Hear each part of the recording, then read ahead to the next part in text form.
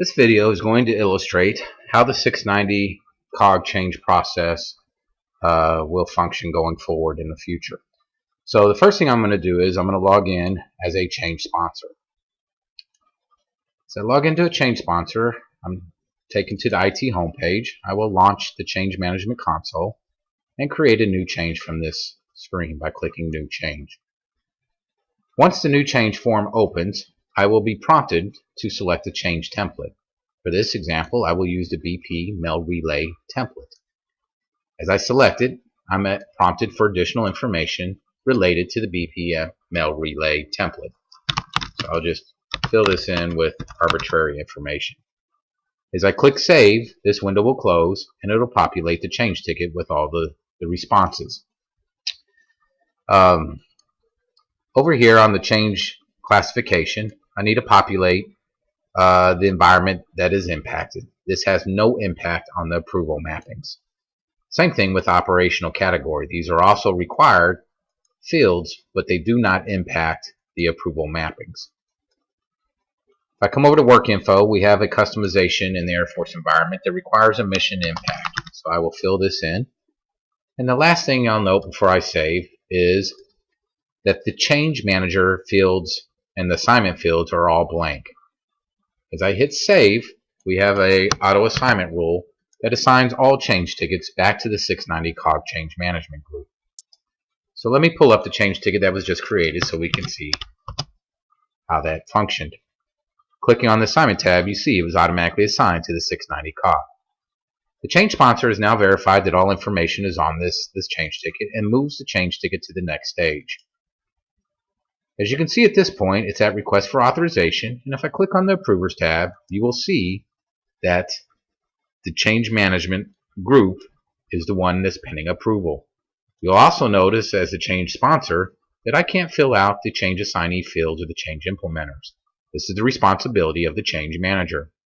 So let's go over to the change manager field. We're logged in here as a change manager. As I query for the ticket that was just created, you'll notice that the change assignment fields are now editable. It is the responsibility before approving this change that the change manager will come in here and select the unified queue that's responsible for this ticket. In this case, we'll select the messaging team. At this point, I'll save the ticket and I will now approve the change ticket. As I approve the change ticket, you'll notice I have to refresh the change ticket first. It moved from request for authorization. I apologize.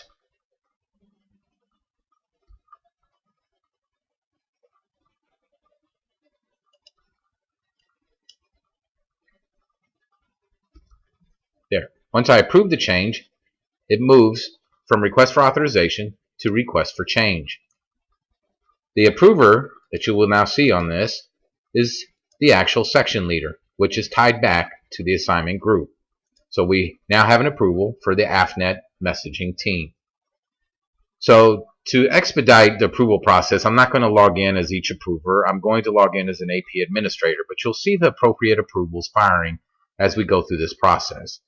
So I am now logged in as an administrator to the system who has override rights. As I pull up this change ticket, I'm going to go over here to the approve. You'll see it's the messaging team, and I will continue to approve this change ticket and work it through its life cycle. As I approve this first approval as the messaging team, the next group that will show is the information assurance group. So after I've approved it as the messaging team, I will refresh the change, and you can now see that the information assurance group is now the next level of approval. I will continue the process by approving the change ticket acting as information assurance. As I do that, the next level of approval continues to fire, which is the configuration management group. Notice the change ticket is still in request for change. So we have 3 levels of approval at this phase. We have the section lead first, information assurance second, and the configuration management group would be the third group to approve this ticket. As the configuration management approves this change ticket, this ticket will move to planning in progress. At this point, I am no longer in an approval phase.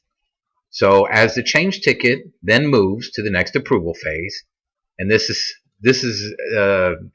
Still needs to be decided on with the process. Who's responsible? Is it a change manager or change assignee? But again, we're focusing on the approval mappings at this point. So I'll click next stage, and it'll prompt me for the scheduled start and end dates. So I need to enter in the scheduled start and end dates that this change will be performed.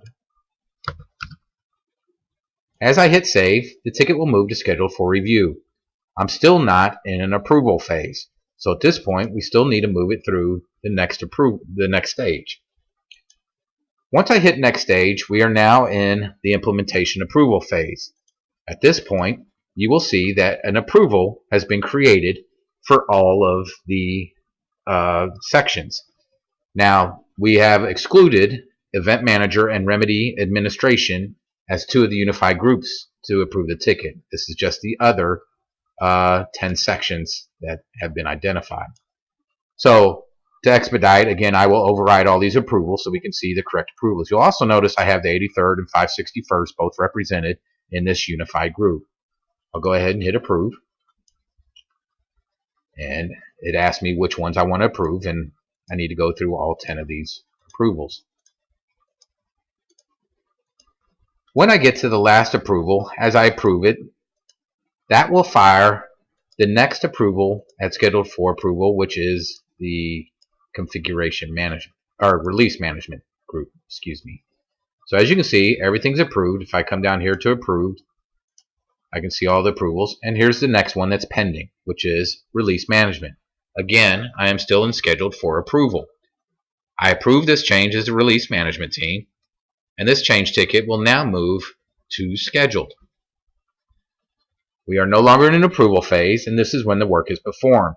So the change assignees would come in, do the work, and they would move to the next stage, moving the ticket to implementation in progress.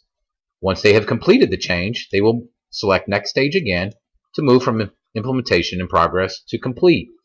Before it can move to complete, it prompts you for additional information. It is imperative that you select final review required. That will trigger the close down approval. If you select final review complete, it will bypass the approval. Let's go ahead and select final review required. And then now I will rate the performance of the asset manager. I click save, and you will now see the change ticket move to a status of completed with final review required. Again, we are now in approval phase, so if I come back over to the approval, you will see configuration manager now has to approve this to move it to completed. Now notice here, final review required. As I select approve, and I refresh this, sorry, I didn't refresh it first. If I refresh, you will now see it move from completed to final review complete. So that summarizes how the new 690 cog change process will work going forward.